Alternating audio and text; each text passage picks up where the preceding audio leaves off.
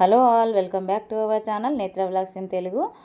ఇవాల్టి వీడియోలో మనము చామంతి మొక్కలు పెట్టిన నెల రోజుల తర్వాత ఏ ఎరువులు ఇస్తే మొక్క బలంగా పెరిగి పూలు బాగా ఎక్కువగా పూస్తాయో మన ఈ వీడియోలో అయితే చూద్దామండి. ఇక్కడ చూస్తున్నారు కదా, మనం ప్లాంట్ పెట్టి కరెక్ట్ నెల రోజులు అయితే అవుతుందండి.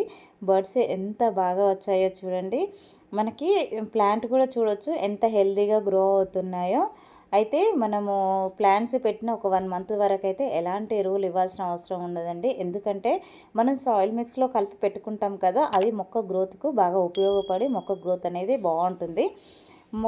మొగ్గలు వేసే టైంలో మనం ఫెర్టిలైజర్స్ ఇవ్వకపోతే మొక్క గ్రోత్ అసలు అంతే ఉండిపోతుంది. మనకి మొగ్గలు కూడా సరిగా రావండి. అయితే ఇప్పుడు ఆల్రెడీ మొగ్గలు ఆల్మోస్ట్ అన్ని ప్లాంట్లకు స్టార్ట్ అవుతున్నాయండి. ఇప్పుడు ఫెర్టిలైజర్ అయితే ఇచ్చేద్దాము. ఆ ఫెర్టిలైజర్ ఏంటో చూద్దామండి.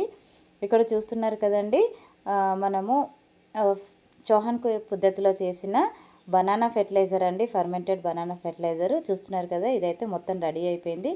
ఇది ఎలా తయారు చేసుకున్నాను అనేది అయితే ప్రీవియస్ వీడియో చేశానండి. దాన్ని అయితే ఎండ్ కార్ట్లో ఇస్తాను చూడండి. ఇక్కడ మనకి 30 లీటర్స్ వాటర్ అయితే ఉంటాయండి. ఈ 30 లీటర్స్ వాటర్లో మనం ఒక 3 స్పూన్లు అయితే ఇచ్చేద్దామండి. అంతే, ఎక్కువగా ఏం అవసరం ఉండదు. ఇదైతే అద్భుతమైన ఫెర్టిలైజర్ అండి, చాలా ఎఫెక్టివ్గా పనిచేస్తుంది. ఎందుకంటే దీంట్లో ఎన్పీకే చాలా రిచ్గా ఉండడం వల్ల మన మొక్కలకైతే చాలా బాగా ఉపయోగపడుతుంది. ఎన్పీకే అంటే నైట్రోజన్, ఫాస్ఫరస్, పొటాషియం చాలా రిచ్గా ఉంటుందండి.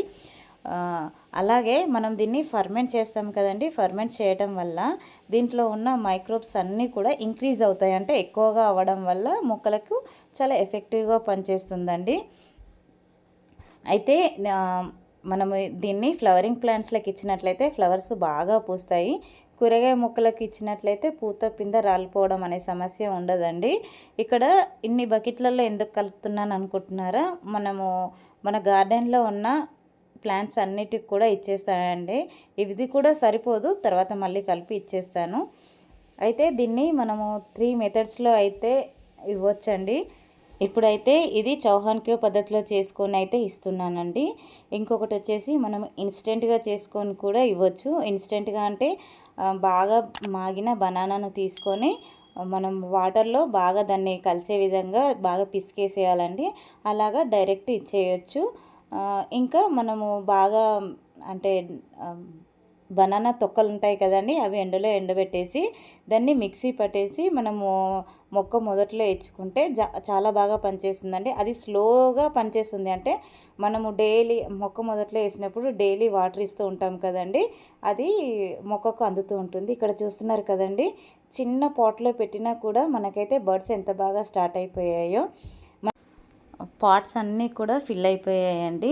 అందుకని ఆ చిన్న దాంట్లో కూడా పెట్టాను. ఎందుకంటే ఏ కలర్ ఏంటో నాకు ఇంతవరకు అయితే అసలు అన్నీ కలిపి మనం పెట్టుకున్నాం కదా, అందువల్ల ఏ కలర్ ఏదో తెలియదు. అందుకనే ఒక్కొక్క ప్లాంట్ అలా పెట్టేశాను. మనం కలర్ ఏదో కరెక్ట్గా తెలిస్తే మనం నెక్స్ట్ ఇయర్ అయితే మనము ఫ్రీ శాంప్లింగ్స్కి అయితే నేను ట్రై చేస్తున్నానండి. సో అందువల్ల ఒక్కొక్క ప్లాంట్ ఇండివిజువల్గా కూడా పెట్టేశాను, చిన్న చిన్న పాట్లో కూడా, కలర్ మనము ఐడెంటిటీ కోసం అయితే.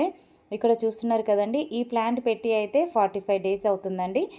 ఫస్ట్ నేను మన గార్డెన్లో ఉన్న మొక్కలు ప్రొపగేట్ చేసి పెట్టాను. ఎంత బుషిగా రెడీ అయిపోయిందో చూడండి. అది మనం పైన టిప్ కట్ చేశానండి. టిప్ కట్ చేసిన దగ్గర నుంచి 3 బ్రాంచెస్ అయితే వచ్చాయండి. మళ్ళీ ఈ 3 బ్రాంచెస్కి టిప్స్ కట్ చేస్తే 4 బ్రాంచెస్ అంటే 6 బ్రాంచెస్ అయితే వచ్చేస్తాయండి. అలాగే అలా కట్ చేయడం వల్ల మొక్క అనేది చాలా బుషిగా అవుతుంది. మొక్క మనకి బుషిగా అవ్వడం వల్ల ఫ్లవరింగ్ కూడా ఆటోమేటిక్గా ఎక్కువగానే వచ్చేస్తుందండి.